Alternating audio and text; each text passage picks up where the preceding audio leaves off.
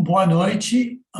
Nós falamos no período de Hanukkah que está terminando, Hag Sameach, Hanukkah, né? Hag é festa e Sameach é feliz, e Hanukkah, né? E nós temos uma menorá que usamos durante Hanukkah, que você vai ver que é diferente da menorá de 7, que essa tem 9.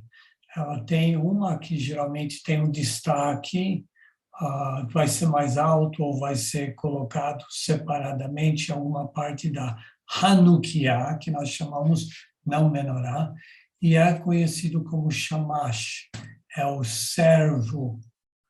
E é interessante que esta festa, quando foi desenvolvido, essa Hanukkah, que os rabinos escolheram ter um servo, ou aquele que iria trazer a luz, certo? Bem interessante isso. Então, essa é a Hanukkah aqui da nossa família.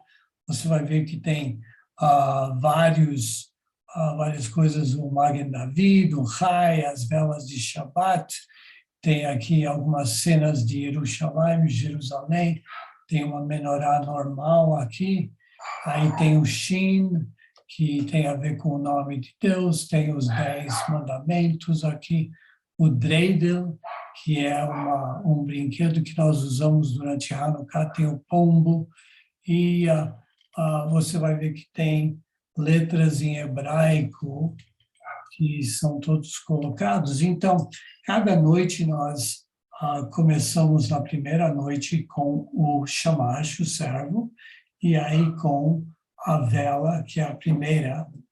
E aí cada noite vamos acender mais uma. Só que você começa com a mais nova, e aí volta na terceira noite, começa aqui, volta até aqui. Nós completamos, e você vai ver que essa está cheia de cera, porque ainda não limpei dos 8 dias que nós temos, e para termos algo moderno, nós temos esse daqui, que é uma Hanukkah, que é mais segura, porque nossa tradição é que isto seja colocado ou fora de casa. Antigamente era colocado fora de casa, na entrada, para quando alguém passava na rua pudesse ver. Agora nós colocamos numa janela que pode ser vista da rua. E aí eu aperto, né, a primeira noite, você vê que o chamaço acendeu. Aí a segunda noite as crianças gostam de apertar o botão, até que chega na 8ª noite, né? E esse é o moderno, né? Ele tem baterias, pilhas e pode até ser carregado no computador, mas é tudo sobre a luz. E hoje à noite, o que eu gostaria é que nós pudéssemos entender um pouquinho sobre a festa judaica, que é realmente extremamente significante em vários níveis. Nível espiritual, nível filosófico, nível cultural, nível histórico e o nível bíblico. Como o Christopher falou, você não vai achar no Tanakh, no Primeiro Testamento, em Levítico 23, ou nas outras partes onde fala sobre as 8 comemorações, né, o Shabat semanal, e as 7 que são anuais, você não vai encontrar Hanukkah. Mas você vai encontrar Hanukkah no Primeiro Testamento, e você vai encontrar nos Brit Hadashah, no Segundo Testamento. Se você está curioso em saber, você pode abrir para João capítulo 10, e podemos começar lá, João capítulo 10, e você vai olhar primeiro no passuco do versículo 22, nós vamos poder ver algo surpreendente. Se você ver o que Yeshua tinha feito antes, no capítulo 10, é interessante, mas você chega no versículo 22 e você vê que diz, e em Jerusalém, em Jerusalém, havia a festa de dedicação. Então, em primeiro lugar, dedicação. Uau, de onde que vem essa palavra? Hanukkah significa dedicação, e vem da palavra Hinuk, que nós temos no hebraico, que significa rededicação. Mas uma das coisas interessantes é que você vai encontrar que a palavra Hinuk tem a ver com educação. Educação no hebraico. Então, nós já temos uma grande porta que abriu, porque no Brit Hadashah, no Novo Testamento, fala que era a dedicação, certo? Que festa era essa? Era Hanukkah. E eu vou entrar na parte de Hinuk, de educação, num minuto, mas vamos ler. E versículo 23, e diz que era inverno, e inverno é o que é a época agora, a entrada do inverno. Às vezes Hanukkah acontece bem no final de dezembro, quando já é inverno, mas diz que Yeshua andava passeando no templo, no alpendre de Shlomo, que era uma grande expansão lá onde todos andavam e tinham muitas conversas, e era um lugar de comunhão. E aqui você vai ver, era um lugar de confrontar. Então, nós temos, versículo 24, rodearam-no, pois, os Yehudim. Agora, se você olhar na tradução do grego, você vai ver que muitas vezes no Novo Testamento, quando você vê essa palavra judeus no português ou no inglês, não está falando sobre judeus genericamente, está falando sobre judianos, judeus da Judéia.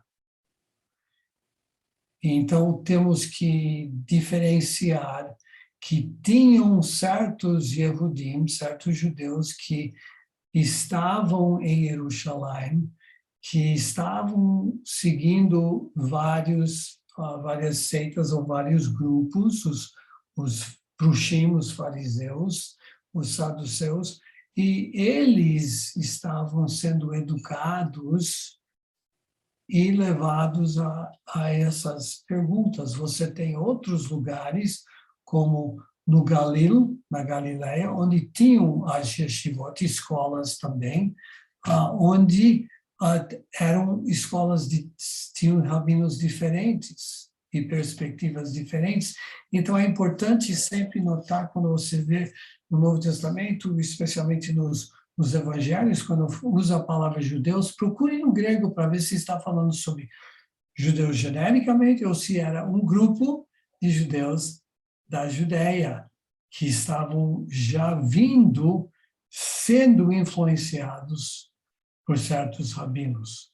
Então, isso tira aquela perspectiva tendenciosa que todos os judeus estavam contra Jesus e que todos os judeus discordavam. Aqui você tem um certo grupo. Então, eles rodearam, pois, os judeus e disseram, até quando terás a nossa alma suspensa? Agora, essa frase, para um judeu falar isso, é bem, bem sério. Não é somente, você pode responder nossa pergunta, nossa alma está em você. Nós queremos ter uma resposta a algo que está nos perturbando até a nossa alma. Então, você vê, se tu és o Mashiach, dize-nos abertamente. Então, nós encontramos Yeshua na festa de dedicação, na festa das luzes, que nós vamos ver um pouquinho mais sobre isso em alguns momentos, para você explicar, entender um pouquinho melhor, mas ele está sendo indagado sobre o assunto mais importante. Quem é você? e se você é o Mashiach. Aqui diz o Cristo, a tradução do grego. É uma pergunta muito séria. E você vê, então, ele responde, versículo 25, já vou-lo tenho dito, e não o credes. Então, ele já fala, eu tenho falado isso, eu tenho deixado, mas vocês não estão crendo. E diz aqui, as obras que eu faço em nome de Adonai, meu Pai, esses testificam de mim, mas vós não credes, porque não sois das minhas ovelhas, como já vou tenho dito. Então, nós sabemos que tem tido conversas antes. Algumas que estão recordadas aqui, algumas não.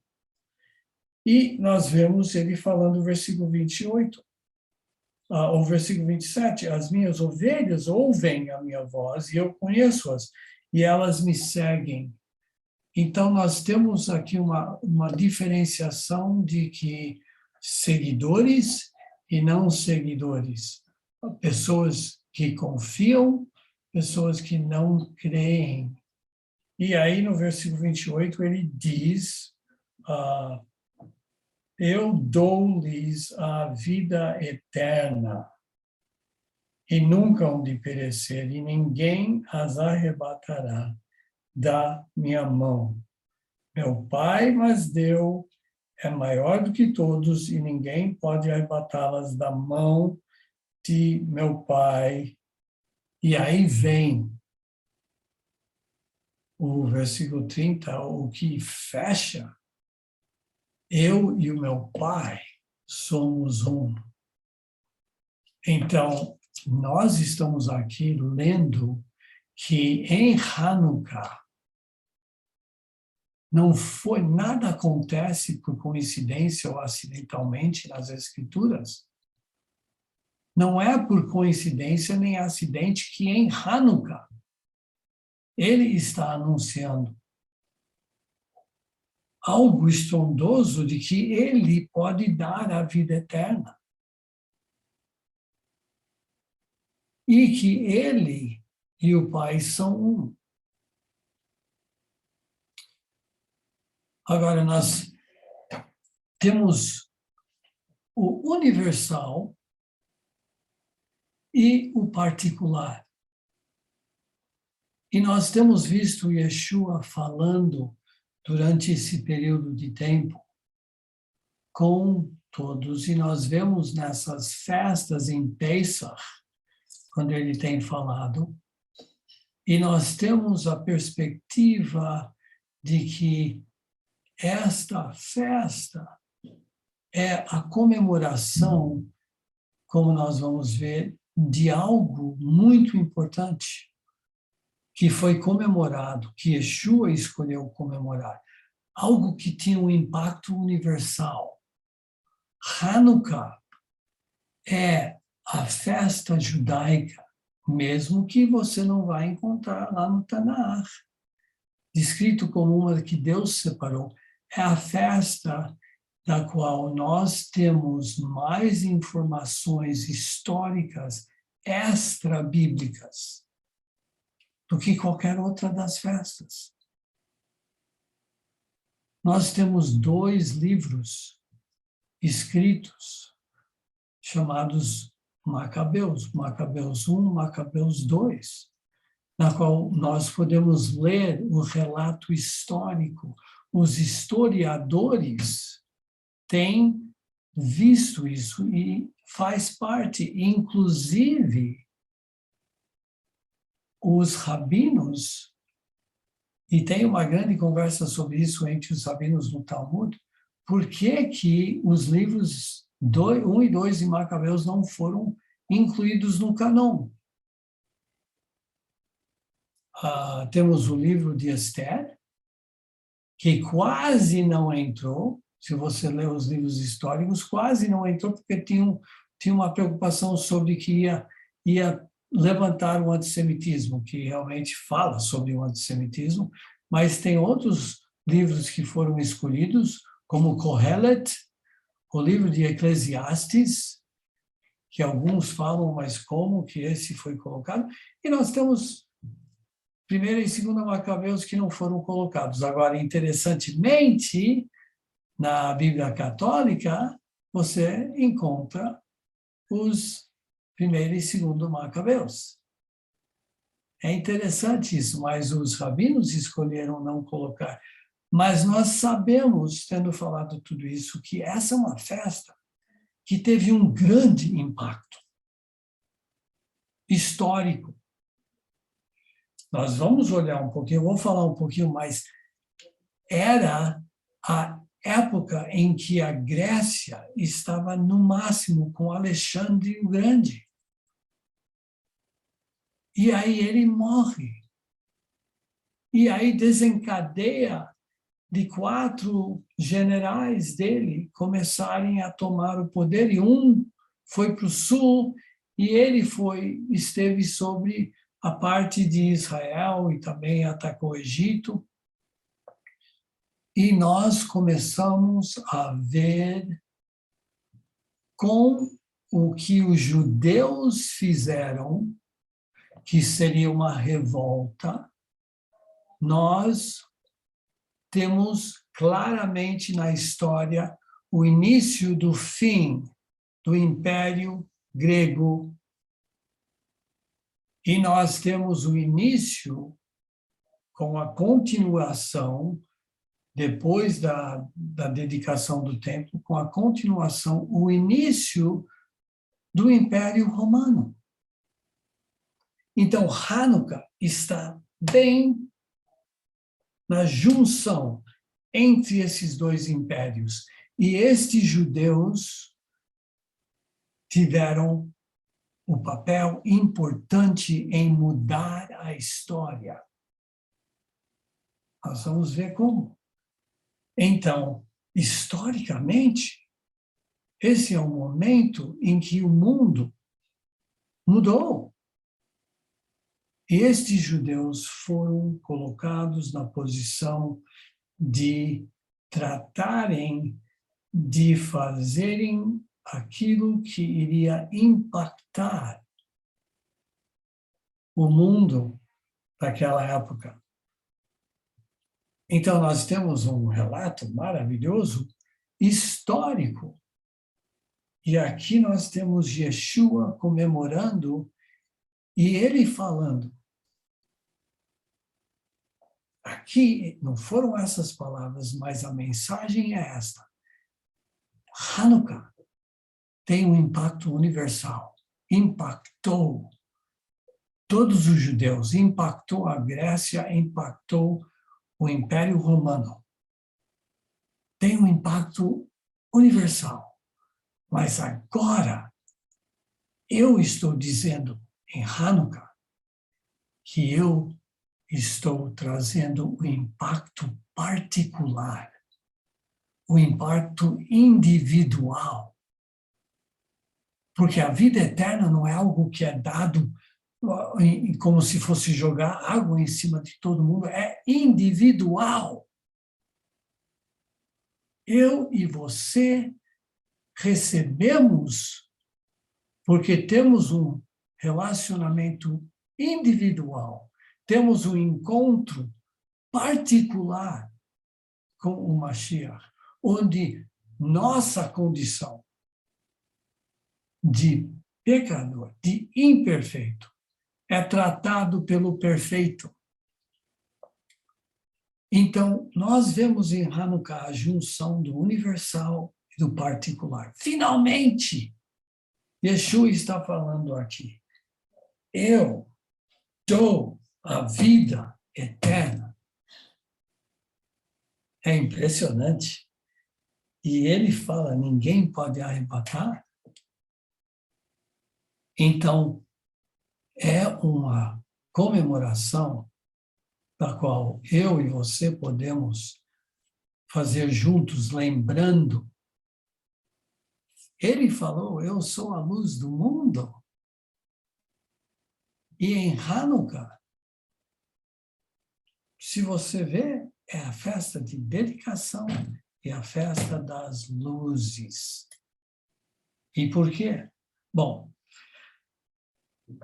as luzes no judaísmo são muito importantes. Vocês sabem disso, né? No Shabat, no início do Shabat, quando começa o pôr do sol, antes que o Shabat comece, nós acendemos uma vela, ou duas, ou cada uma das moças, como na minha casa, cada uma das moças tem o privilégio. E nós falamos uma oração. Por que que isso é feito? Não está dentro da Bíblia. Se você procurar, você não vai encontrar nenhum lugar no Primeiro Testamento onde diz acenda uma vela antes do início do Shabat. Isso foi colocado pelos rabinos, pela cultura, pela tradição. Por quê?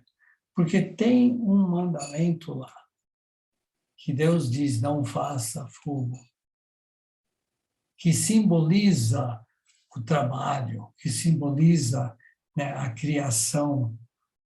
E Shabat é sobre descanso. Então, nós acendemos uma vela no Shabat e antes do início do Shabat, e nós lembramos da revelação de Deus, que Ele nos deu esse sétimo dia como descanso. A primeira vez em todo o mundo em que uma sociedade, em que uma cultura teve um dia de descanso. É como nós falamos, é a primeira lei trabalhista que Deus deu. Então é um momento muito importante, porque nós marcamos, desse momento em diante que eu acendo a vela, eu não vou trabalhar. Eu vou cessar de fazer aquilo que eu tenho feito durante a semana. A criação, tudo. Então nós comemoramos essa revelação de Deus. E aí a segunda luz. No final do Shabat, nós temos o que nós chamamos o Havdalah, que em hebraico significa separação.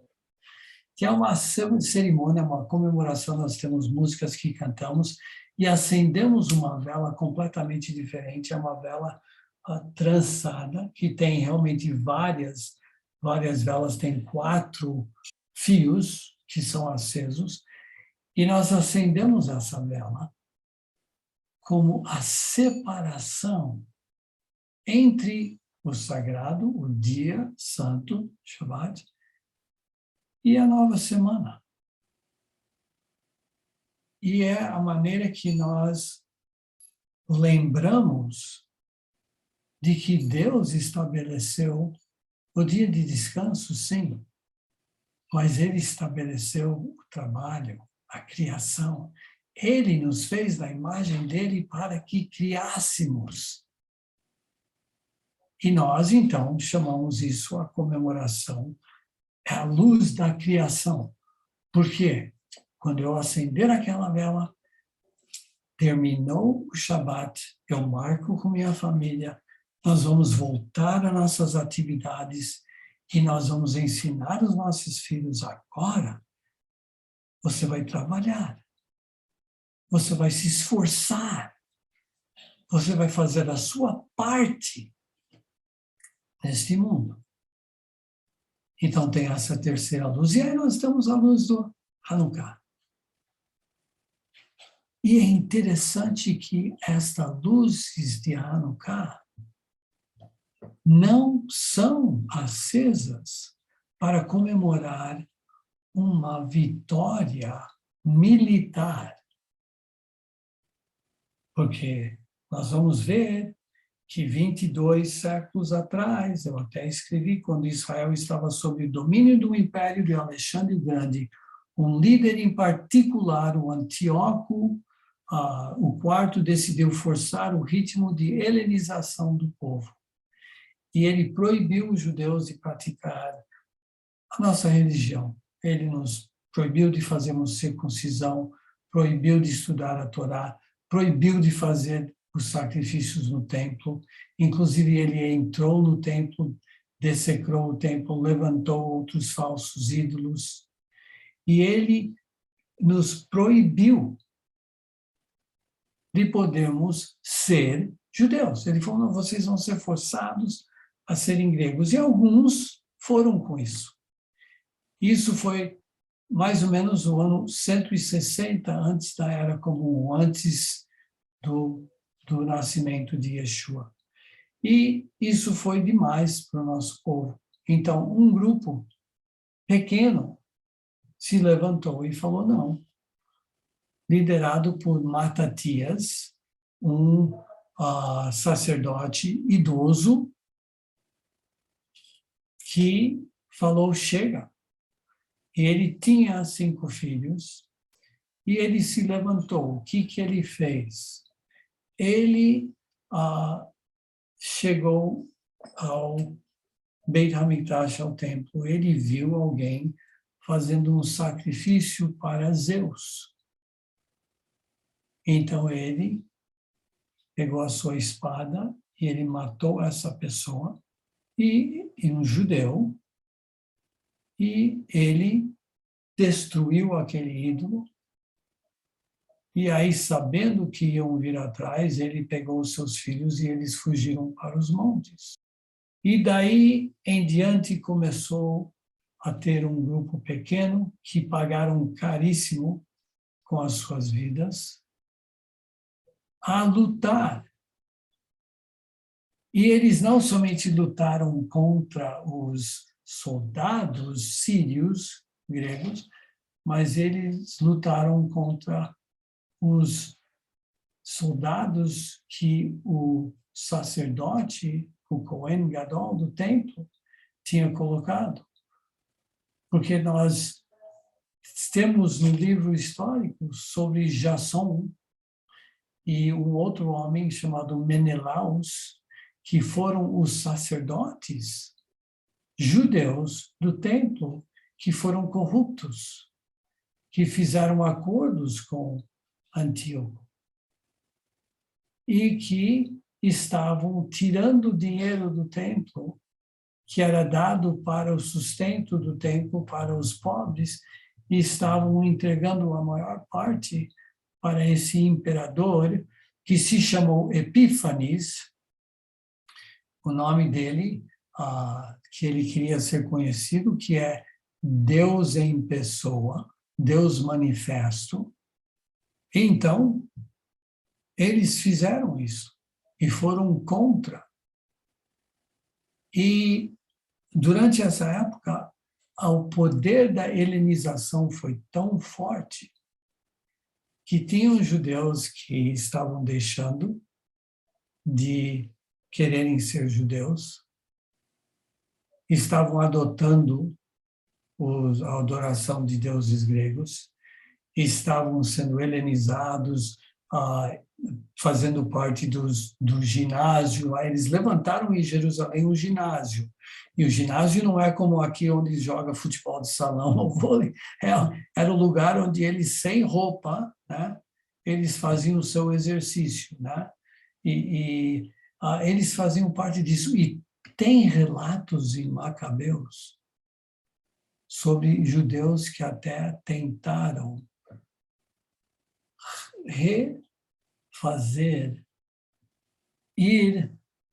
como que chama?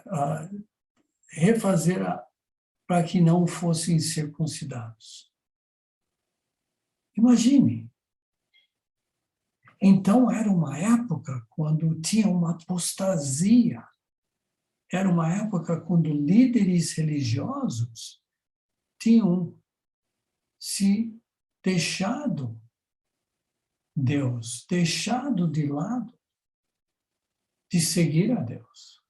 E estavam levando os outros. Então, eram líderes, sacerdotes que estavam levando consigo as ovelhas e falando, não precisamos disso. Então, não era uma grande apostasia. Não era um tempo de popularidade para aquele que queria continuar a estudar a Torá. Tinha um grupo, sim. E eles tentavam ensinar os seus filhos. E eles tentavam de várias maneiras. Desenvolveram alguns joguinhos para poderem fazer. Mas então, com tudo que foi feito, eles lutaram durante essa época. Foi entre o ano 160 ao ano 167. Então, foram 7 anos. Dentro de 3 anos, eles já tinham quase derrotado os exércitos gregos. E não foi nada fácil, porque eles trouxeram, um relato histórico diz que trouxeram tigres e trouxeram elefantes para poderem ir atrás desses rebeldes. E eu preciso dizer que teve um marco quando muitos mais se juntaram à revolta. E foi por causa de um massacre. Era conhecido, ou é chamado nos livros históricos, de o massacre do Shabat, que também trouxe uma grande mudança na perspectiva judaica. E o que aconteceu? Nós sabemos que os montes ao redor de Jerusalém tinham cavernas em lugares onde profetas fugiram, onde pessoas escaparam. Então, várias famílias inteiras, maridos, esposas e filhos, fugiram para os montes e se esconderam nessas cavernas e decidiram, vamos seguir a Deus, vamos obedecer a Torá. Então, esse rei, Antíoco, ele decidiu, sabendo que os judeus não iriam lutar no Shabat, que eles guardavam o Shabat ao ponto de não lutar. E ele os atacou. E matou mais de 1000 crianças e mulheres e homens no Shabat, porque eles não se defenderam. Estavam encurralhados dentro das cavernas e não se defenderam. Então, o filho de Matatias, que o nome dele é Judá, ele falou, de agora em diante, nós lutamos no Shabat, porque a vida que Deus nos deu é acima. A preservação da vida será, de agora em diante, acima. E daquele dia em diante, você tem, dentro do judaísmo, o ensino de que o Shabat pode ser quebrado para a preservação da vida. Acontece uma emergência, você vai entrar no carro e levar aquela pessoa para o pronto-socorro. Você está sendo atacado, Israel está sendo atacado, se for no Shabat, vamos nos defender. Então, é um momento muito importante para o nosso povo, onde teve um encontro do guardar a lei com preservar a vida. E então tem toda essa batalha militar, mas o que acontece é que o que acaba sendo lembrado e ensinado não é somente a batalha, mas é a luz. Por que será?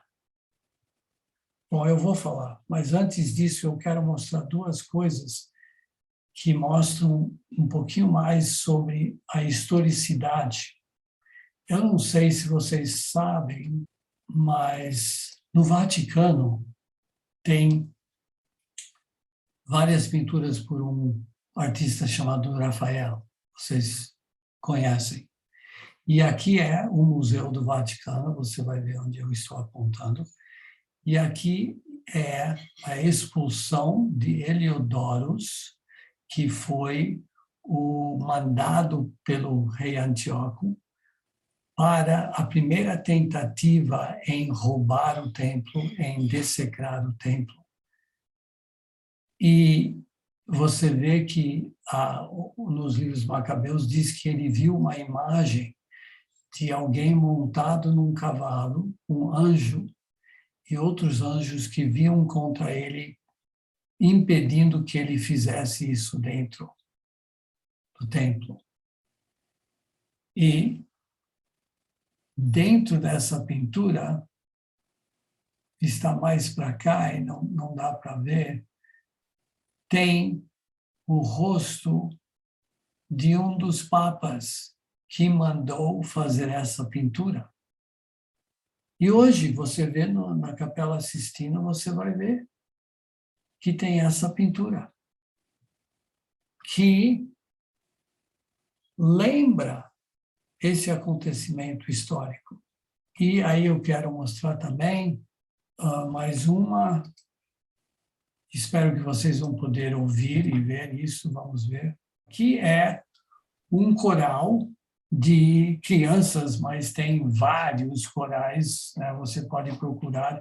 Eu escolhi esse porque esse é mais curto, é só quase 2 minutos, e é um coral que foi composto por Handel, e o nome é Judas Macabeu. E é sobre a luta dos judeus.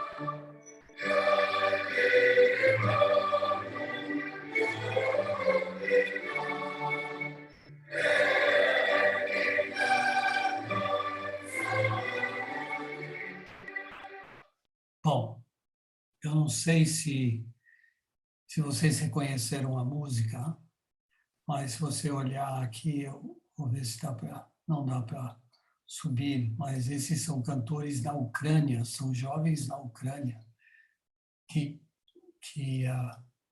colocaram isso. Então, tem muitas áreas onde este acontecimento é comemorado. Até o Handel escreveu sobre isso. E eu queria compartilhar isso com vocês. Mas chegamos, então, na terceira luz, né, de Hanukkah. Por que, então, que nós acendemos as luzes em Hanukkah? Porque o relato dentro dos livros de Macabeus, Josefos também escreveu um pouquinho sobre isso, e tem um outro escrito em hebraico sobre isso, que quando finalmente conseguiram, depois de uma longa batalha e muitas mortes, entrar dentro do templo, eles viram que estava completamente destruído por dentro. Até os portões foram queimados. Antes de queimarem os portões, tiraram todo o ouro dos portões do Beit HaMikdash do templo. E levaram tudo, até o altar tinha que ser reconstruído. E durante isso entraram, não tinha, eles tinham levado a menorá de ouro. Então, nesse período de tentarem limpar e tentarem colocar tudo de volta, eles fizeram uma outra menorá. E aí chegou o momento de dedicar e não tinham o óleo, só acharam uma jarrinha de óleo, acharam outros, mas estavam abertos, o selo do sacerdote tinha sido quebrado.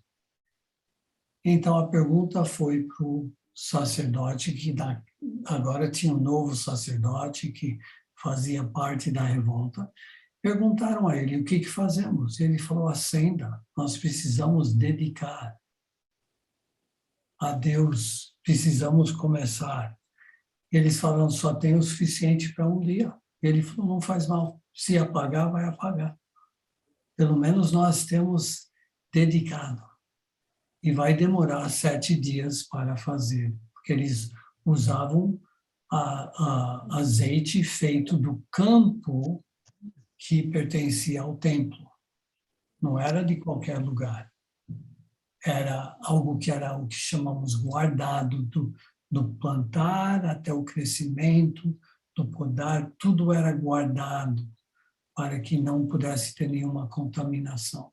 Então, o relato que tem escrito lá é que acenderam a menorá e, quando chegou ao final do primeiro dia, não apagou o óleo. E continuou por mais 7 dias. E então, o relato é que aconteceram 2 milagres. O milagre de um grupo pequeno de judeus derrotarem um exército mais poderoso do mundo. Como? Não tem explicação. E não é uma invenção, é um acontecimento histórico. É uma batalha.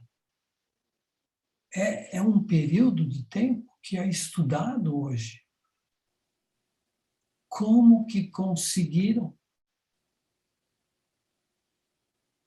E nós sabemos que no livro de Zacarias, capítulo 4, versículo 6, o que diz? Não por força nem por violência, mas sim pelo meu ruach, pelo meu espírito, diz o Senhor dos Exércitos. Isso foi Deus respondendo ao profeta Zacarias, falando para Zorobabel.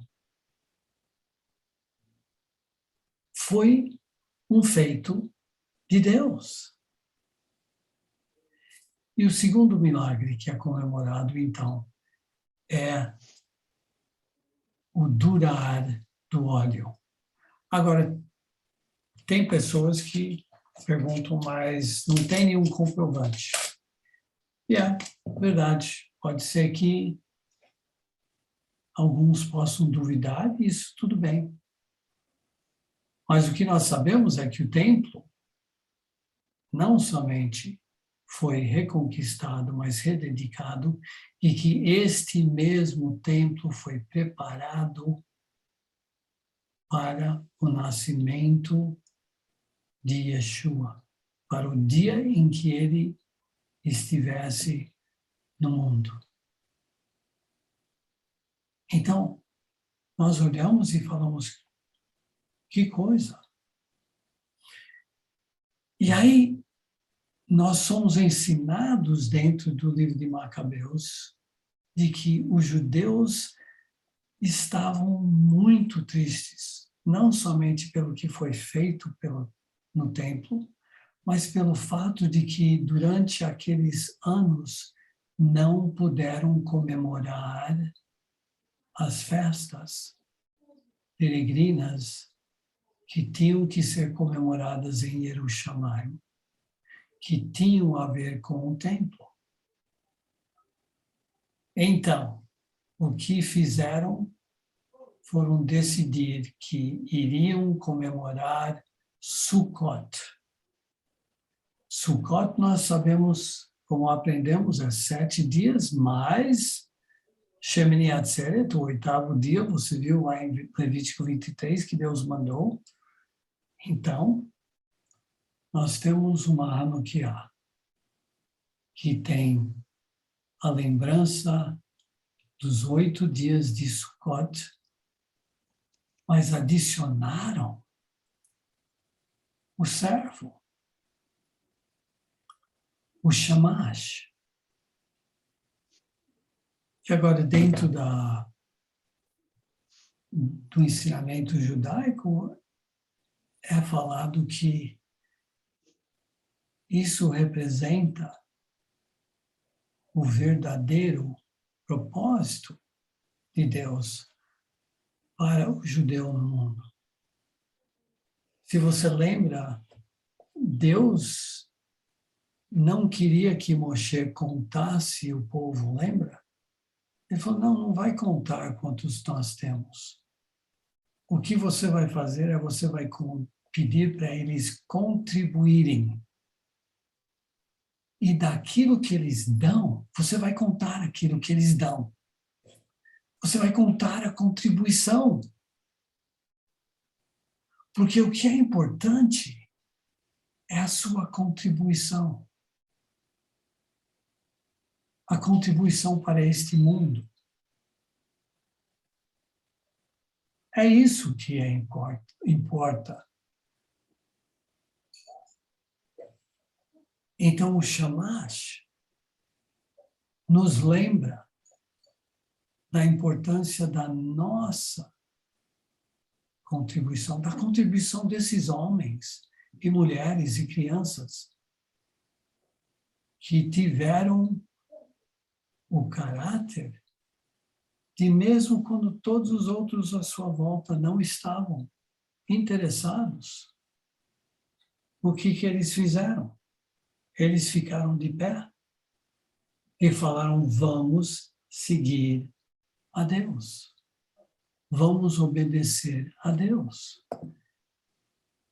E esta é uma mensagem que aplica bem, encaixa muito bem em nossas vidas hoje em dia. Nós estamos em um momento em que, em várias partes do mundo, os seguidores de Yeshua são perseguidos fisicamente. Nós estamos vivendo dias em que estamos vendo seguidores de Yeshua serem perseguidos por causa do que creem, não fisicamente, mas politicamente, até economicamente. Então, nós temos uma grande oportunidade para nos espelhar e ver se eu faria o que os bravos macabeus fizeram. Se eu teria a coragem de falar, eu vou seguir. Eles não tinham nem força, nem poder, nem armas, nem números, mas eles tinham o poder de Deus e eles ansiavam pela liberdade. Então, a lição que eu e você podemos levar hoje à noite, em primeiro lugar, é nunca acredite que um punhado de pessoas dedicadas não podem mudar o mundo. Inspirados pela fé em Deus, no poder de Deus em nossas vidas, nós podemos, da mesma forma que os macabeus. Agora, tem algo mais interessante quando nós olhamos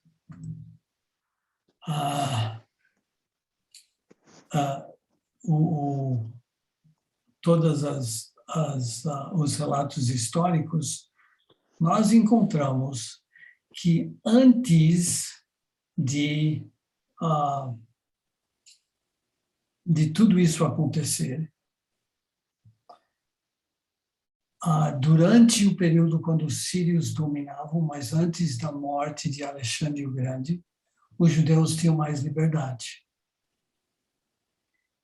Então, tinha um rabino em Israel, o nome dele era Yehoshua Gamla. Yehoshua ben Gamla, ben sendo filho. E ele entendeu uma coisa. Ele entendeu não na necessidade de somente ter um exército que defende um país, mas de ter um exército que vai construir e defender a cultura do povo. Ele entendeu que necessitavam de heróis militares, mas o que ele entendeu é que tinham que ter heróis que eram professores, ensinadores. E ele entendeu que iriam ter, né, Israel ia ter que ter citadelas, onde fortemente armados, mas que precisavam de citadelas chamadas escolas. Yeshivot, uma yeshiva, um lugar de ensino. Então, o que ele fez? Ele viajou por Israel daquela época e ele construiu, ele levantou os fundos e ele construiu escolas em Israel. A primeira vez que isto foi feito em qualquer lugar. Não foi só um centro de estudos na Grécia.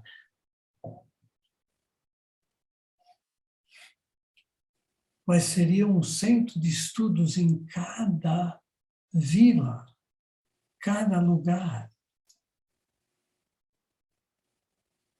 E o Rabino Yeshua Ben Gamla, então, foi usado por Deus para preparar os judeus para terem um lugar onde ensinar os seus filhos sobre Deus, sobre a Torá, sobre a obediência a Deus. E é por isso que hoje, a perspectiva judaica, os maiores heróis são os ensinadores. E a tarefa mais importante para um rapaz, uma moça, uma criança, é poder aprender. Não é o que você tem, mesmo que isso seja importante, mas é o que você aprende. Então, quando chegou esse momento, já estavam estruturados para aprenderem.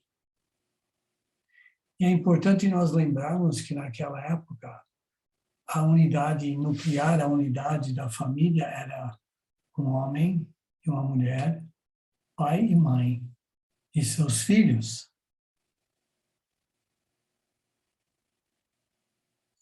O que está sendo feito hoje é um esforço governamental, um esforço educacional, um esforço social, um esforço cultural em todos os níveis de destruir esta unidade.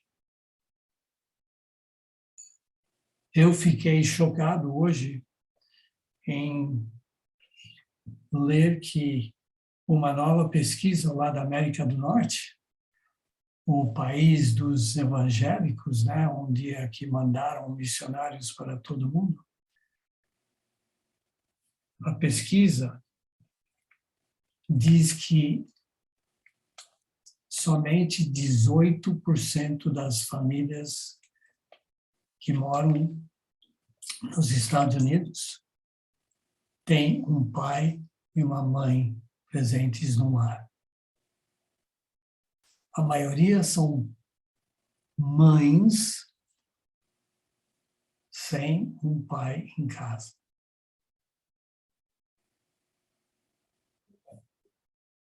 Então, Hanukkah tem uma lição muito grande sobre famílias que se juntaram, pais e mães e filhos. Matatias teve 5 filhos, todos eles foram Hanukkah. Matatias morreu antes, bem antes da rededicação do templo. Judá, o Macabeu no hebraico é martelo, porque ele era um gênio militar. Judá, o filho, morreu no campo da batalha poucos dias antes de poderem reconquistar o templo. E o seu irmão, então, se tornou o líder e pôde completar a vitória. É um relato maravilhoso.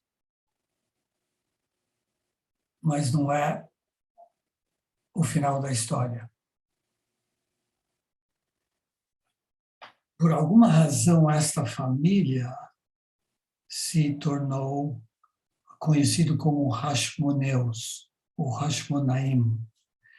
Acredita-se que o pai de Matityahu, o sacerdote que iniciou a revolta, que ele, o pai dele pode ser que tinha esse nome.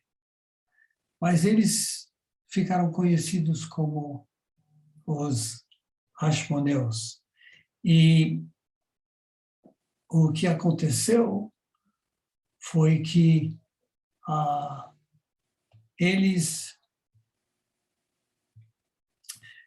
conquistaram tudo e se tornaram muito populares e decidiram que iriam se colocar na posição de sacerdotes. Então, essa família, que tinha já um sacerdote, decidiram que eles seriam colocados. Então, eles começaram a liderar. E nós temos um período de 130 anos, mais ou menos, na qual eles lideraram. Foi uma época quando eles tinham controle de Jerusalém, eles tinham a liberdade, inclusive ganharam várias batalhas contra outros inimigos, atacaram outros povos, conquistaram terras e ficaram poderosos, mas quando a nova geração veio, eles começaram a se corromper. E os livros históricos nos contam que em um certo dia eles decidiram que não somente queriam o poder sacerdotal, mas queriam o poder governamental. E pela primeira vez na história de Israel, juntaram o mesmo líder, comandava o templo e o governo. E houve batalhas, né? A competição entre os irmãos, filhos. Um genro matou o sogro para poder se tornar líder. O filho do homem que foi morto, então, foi atrás do genro. E por 103 anos, o que tinha sido uma vitória maravilhosa, o que tinha devolvido o templo ao ponto de poder servir a Deus, onde os sacrifícios fossem feitos. O relato histórico diz que o templo se tornou um lugar corrompido, fizeram acordos com os pagãos e que abriram a porta para o enfraquecimento do povo, para que, quando viessem os romanos, Pompei, que fossem preparados à derrota. Agora, uma coisa interessante é que uma dessas batalhas que foi feito, conquistaram um povo idumeu, e desse povo idumeu, foi uma batalha militar tremenda. Foi um gênio que liderou. O nome dele era Hyrcanus. E então, o que ele fez? Ele conquistou esse povo e ele os trouxe para Israel. E ele achou que era uma maior vitória, mas um dos descendentes dele, vocês vão conhecer o nome, foi um descendentes desse povo que foi trazido foi Herodes. E vocês conhecem o que Herodes fez, né? Hyrcanus, o nome dele era Yohanan Hyrcanus, se fez como rei, se fez como sacerdote, e ele trouxe esse povo, e depois Herodes subiu, e vocês sabem da grande matança que ele fez. Então, nós temos um relato de um povo que foi fiel, que conquistaram, mas que depois o poder subiu. Se vocês forem comigo para o livro de Daniel, o livro de Daniel nos conta sobre profecias. E começando com o capítulo 7 ao 12, nós temos algumas profecias da qual você e eu vamos ver que falam certas coisas que é uma coincidência ou está falando sobre o que aconteceu na época dos Macabeus?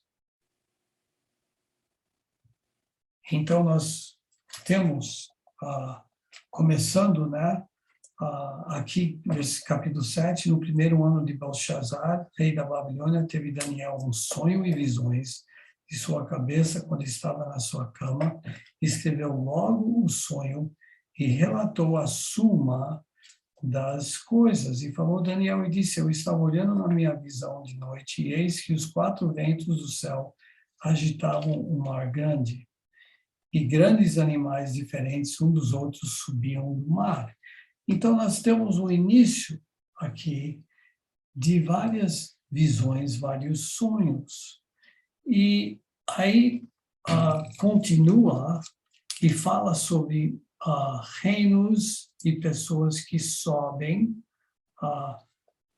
para fazerem parte. Né? No capítulo 8 você tem a visão do carneiro e do bode. E se você notar, capítulo 8, levantei, versículo 3, e levantei meus olhos e vi, eis que um carneiro estava diante do rio, qual tinha 2 chifres, e os 2 chifres eram altos, mas um era mais alto do que o outro, e mais alto subiu por último. Vi que o carneiro dava amarradas para o ocidente, para o norte e para o sul, e nenhum dos animais lhe podia resistir, nem havia quem pusesse livrar da sua mão, e ele fazia conforme a sua vontade. E estando eu considerando, eis que um bode vinha do ocidente, sobre a face da terra, mas sem tocar no chão, e aquele bode tinha um chifre notável entre os olhos, e dirigiu-se ao carneiro que tinha os 2 chifres, ao qual eu tinha visto em pé diante do rio, e correu contra ele no ímpeto de sua força. E viu chegar perto do carneiro, enfurecido contra ele, e ferindo-o, quebrou-lhe os 2 chifres, pois não havia força no carneiro para lhe resistir. E o bode o lançou por terra. Então, nós estamos falando sobre exércitos aqui. Versículo 11, e se engrandeceu até contra o príncipe do exército. E por ele foi tirado sacrifício contínuo, e o lugar do seu santuário foi lançado por terra. E continua. E uma das coisas que nós vemos dentro das Escrituras do Tanakh, nós vemos algo que é uma visão, uma profecia de algo que acontece naquela época. Mas aí nós também vemos que aquilo é repetido em outra época. É interessante como Deus fez isso. Parece que é uma mensagem para aquela geração, um ensaio para nós, e aí tem um cumprimento no futuro. Então, não temos o tempo para ler e ver tudo isso, então eu gostaria de pular para o capítulo 11. E no capítulo 11, na minha Bíblia, né, tem até uma anotação em cima que diz: o Império Medo-Persa será destruído. Versículo 1 diz: no primeiro ano de Dário, o medo, levantei-me para animá-lo e fortalecê-lo. E agora te declarei a verdade: eis que ainda 3 reis estarão na Pérsia, e o quarto acumulará grandes riquezas, mais do que todos, e tornando-se forte por suas riquezas, suscitará todos contra o reino da Grécia. Depois se levantará um rei valente que reinará com grande domínio e fará o que lhe aprouver. Mas estando ele em pé, o seu reino será quebrado e será repartido para os 4 ventos do céu, mas não para a sua posteridade, nem tampouco segundo o seu domínio com que reinou, porque o seu reino será arrancado e passará a outros que não eles. E será forte o rei do sul, mas um de seus príncipes será mais forte do que ele e reinará poderosamente. Seu domínio será grande. No judaísmo e em algumas áreas do cristianismo, essa passagem aqui, acredita-se que fala sobre Alexandre o Grande e os 4 generais que tomaram e dividiram o seu reino, em que continua falando. Então, eu queria dar uma introdução a essa parte, e que você pode procurar, mas o que aconteceu nesta época, e era intertestamental,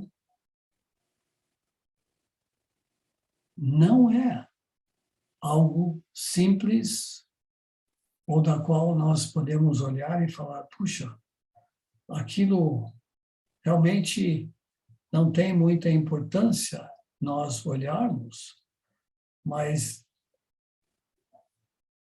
é de, como nós vimos, muito significativo. O final, o início do final do Império Grego e o início desse Império Romano. E sendo uma festa que é guardada até hoje, na qual nós lembramos não somente de uma batalha militar, mas que o ênfase é a luz. A luz que, para aqueles que conhecem e creem que o Mashiach já veio, nós temos, então, uma grande oportunidade de nós vermos que cada vez que uma luz é acesa, nós temos a presença do Shamash. Não pode acender nenhuma luz sem o servo. E cada vez que uma luz é acesa, cada noite, nós acendemos essa primeira. E com cada noite, aquela luz do Shamash queima. como lembrança de que, sim, nós temos nossa parte a contribuir, mas nós lembramos que Yeshua, na festa, na comemoração de Hanukkah, estava andando lá naquela área aberta, sabendo que eles iam procurá-lo e que a pergunta é: nossa alma precisa saber, você é a luz do mundo? Porque todo judeu sabe que o Mashiach é a luz, é a esperança.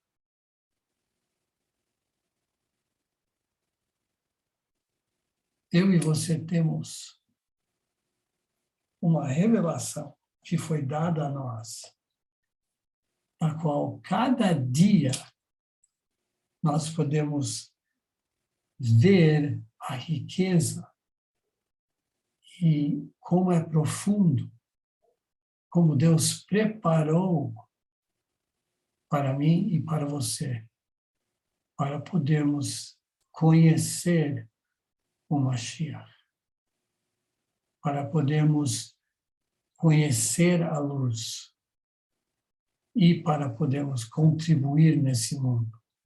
Sabermos o nosso propósito. Entendermos que não é por força, nem violência, mas é pelo Espírito de Deus que habita dentro de você e de mim. E os desafios que você tem, e que eu tenho, os desafios que nós vemos à nossa volta e falamos, como que as pessoas podem estar sendo levadas e enganadas e as crianças e os jovens, coitados, estão sendo abusados por serem colocados na posição de não terem um pai forte e uma mãe que os ensina, estão sendo deixados à deriva. Nós temos muito a contribuir. E lembrar que eu não faço isso sozinho. Eu dependo do poder de Deus. E se aqueles homens puderam derrotar o maior exército do mundo daquela época, não sendo treinados militarmente, não tendo armas, né? Descendo à noite, atacando, voltando, nós temos muito a aprender deles, de como combater, de como contribuir e de podermos ver resultados, de não desistir, de não falar, tá bom, já era. Não, nós estamos aqui para lutar e sabemos quais são as nossas armas. Nós temos uma passagem em Efésios que nos fala sobre a armadura. Ou você esqueceu? Então, seja encorajado e encorajada hoje à noite. Temos muitas vitórias pela frente. O poder de Deus. Não sabemos quanto tempo e nem precisamos saber. Porque a nossa tarefa já sabemos qual é. E o privilégio que temos de aprender e de podermos andar. Nós temos uma frase no hebraico Idan Notzach, que é comemoremos a vitória. Eu e você podemos, porque Yeshua nos deu a vitória. E temos a oportunidade de levar essa vitória para outros.